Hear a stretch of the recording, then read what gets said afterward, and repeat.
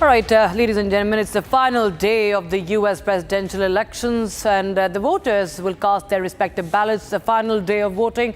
Opinion polls continue to show a neck-and-neck fight between the U.S. Vice President Kamala Harris and presidential candidate for the Republicans, the former President of the United States, Donald Trump, both nationally and in most of the swing states. Now, we'll just get you a lowdown of the swing states. First of all, what does swing state mean, viewers? The swing states are the ones where it's a very, very close contest. And these are 7 states. 7 states of the United States are the swing states, which in fact become a deciding factor. And we've seen how they have in the past played a very important role. If we go back to 2016, we first of all talk about Arizona, the first swing state. We talk about 90% of voters have opted for the mail-in or early ballots. Remember, there have been early voting this time. It's been a good turnout if you talk about the early voters this time through mail, that is. And what we understand is that the results could be skewed in the swing state of Arizona. Initial counts are likely to lean towards Kamala Harris. So what we are getting to know as per the latest trends, Georgia now could see a blue mirage. That is, once again, we see the Democrats dominating here. Harris leading in the early trends that have come in from Georgia. It's a very, very important state. Remember, Georgia, if you see. And we talk about the new voting policies. They somewhere could expedite the result. We change. We look. We now shift our focus to Michigan. Of course, the mail ballots are still favoring the Democrats in the state of Michigan, another very, very important state that has in the past played an important role. The early counts once again are giving in Kamala Harris the edge. So we talked about Arizona, we talked about Georgia and Michigan. And lastly, the clarity could be delayed for a week or more. Remember, when it comes to Michigan, we'll start to see, remember, the early trends by tomorrow. That is midnight today, but tomorrow it will be much more clear. But the actual results could be a bit delayed here. Key battleground state is Pennsylvania. It's seen as the deciding factor. Pennsylvania, very important for Trump, remember. In fact, that rally where he was shot was that assassination attempt, that iconic image that emerged was from Pennsylvania. A very important swing state once again. And the mail ballots will be prolonging the vote counts. That's, of course, that goes for every state, viewers, when we talk about the mails here, the early voting. And if we talk about Wisconsin, well, this is also an important one. Late night ballot processing could delay the results over here as well. We move on to the other swing state. We've talked about Arizona, Georgia, North Carolina, Pennsylvania, Michigan, and Wisconsin. And we will continue to get you an insight of those states. But now, the next aspect, and a very important one for you and me, viewers, will be, of course, who's the better bet for India? That, of course, is important when it comes to this race to the White House. Now, if we talk about Kamala Harris, of course, this was not a full term. Kamala Harris has taken over, from Joe Biden. Joe Biden's term has been decent enough for India. But we talk about the negative, the minus points.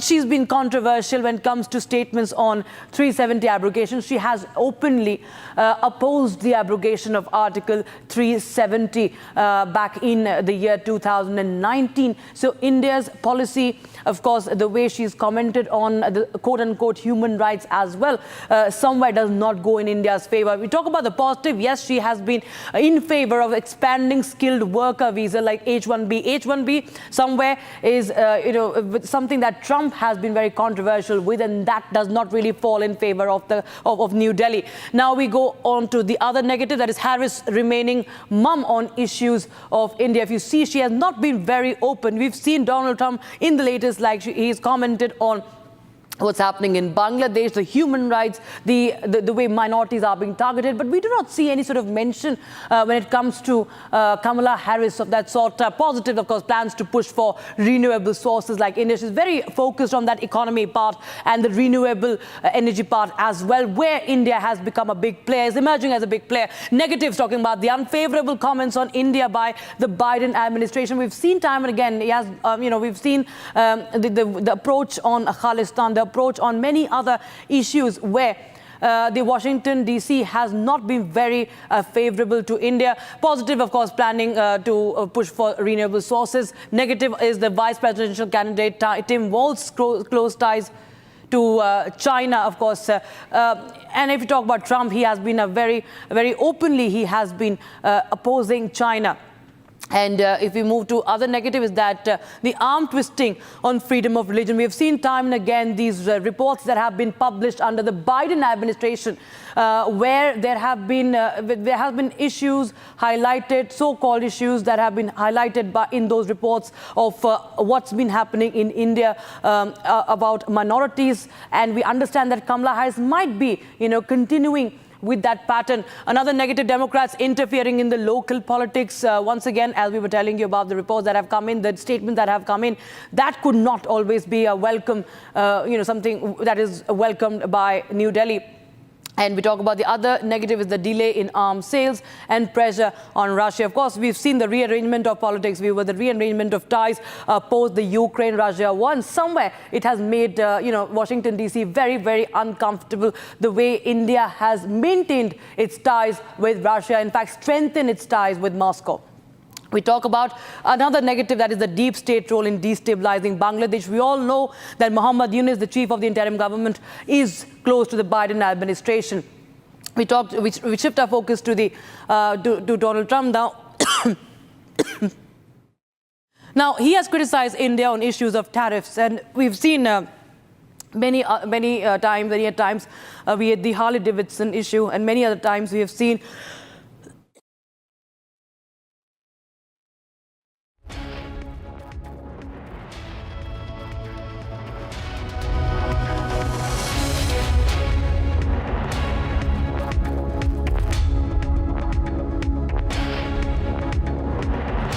this will be the golden age of America.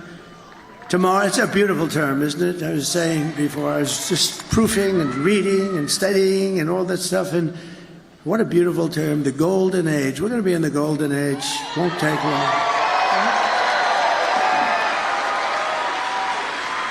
So tomorrow you have to stand up and tell Kamala that you've had enough. You're not going to take it anymore. You're the most incompetent vice president we've ever had. And Joe Biden was the worst president in the history of our country. Kamala, you're fired. Get the hell out of here. You're fired.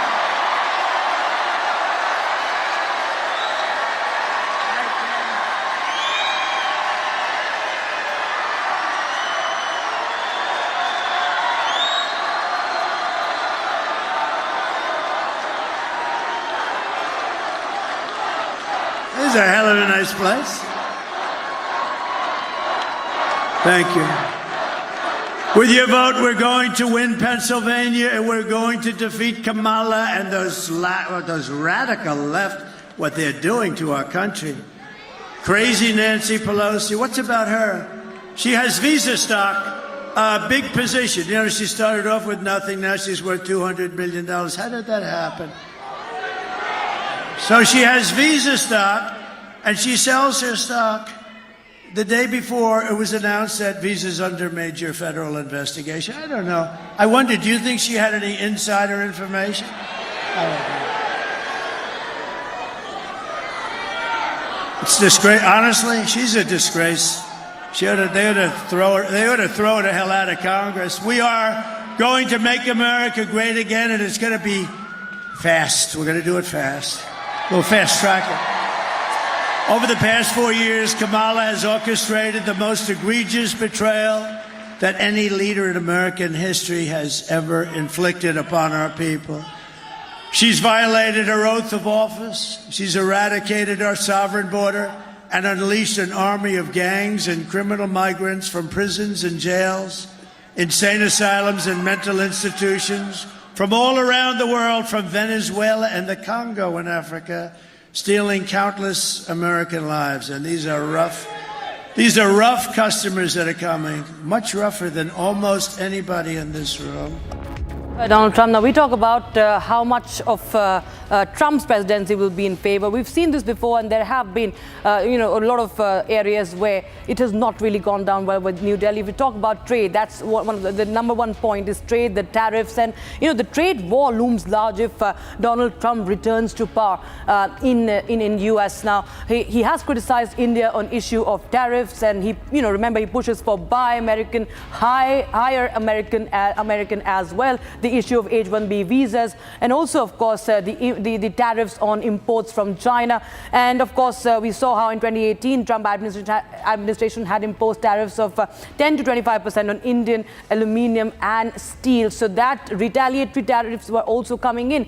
Now, the positive, of course, promises to hold the Russia-Ukraine war. So here, Donald Trump has not been, unlike Biden administration, he has not spoken about one side that one has to only support Ukraine and oppose Russia. He has spoken about mediation. He has spoken about finishing the war once and for all. We move on to the other negative if Donald Trump returns to power.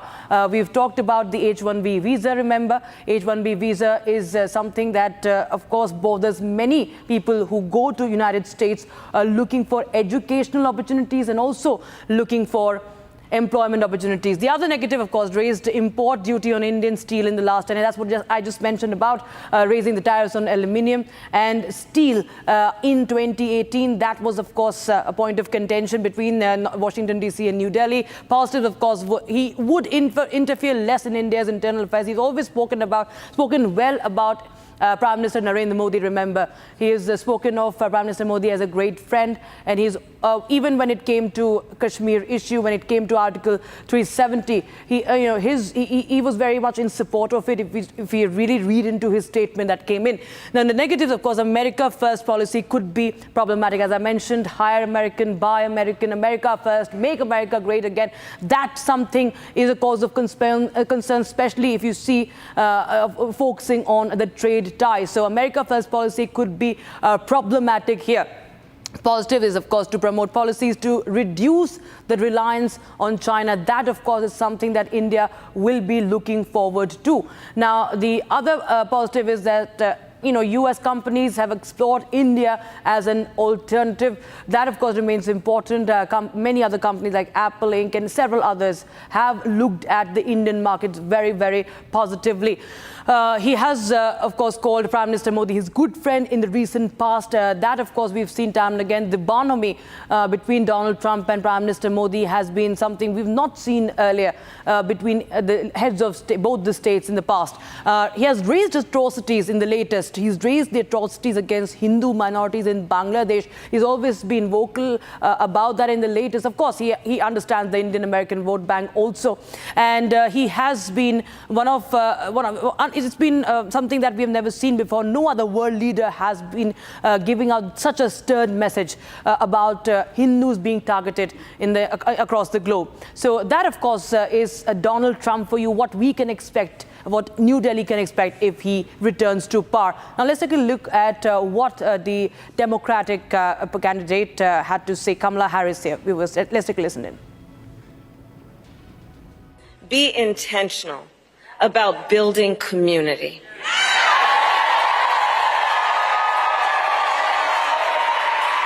Let us be intentional about building coalitions. Because, there's been so much about these last few years that has been about trying to beat people down, trying to have Americans point their fingers at each other, trying to make people feel as though they're alone and don't have anybody. So not anymore, because we all know that our power includes, yes, this vote and this election, but building community and coalitions and reminding folks the vast majority of us have so much more in common than what separates us, and we are all in this together. We are all in this together.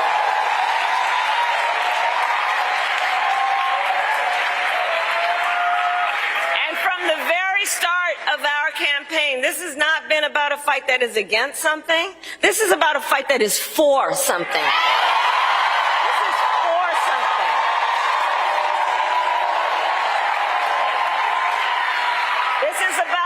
future with freedom and opportunity and dignity for all Americans. And so in this final stretch, let us remember that we have a lot of work to do, and there is power in our work about reminding folks of their voice and the power of their vote. So remember, your vote is your voice, and your voice is your power.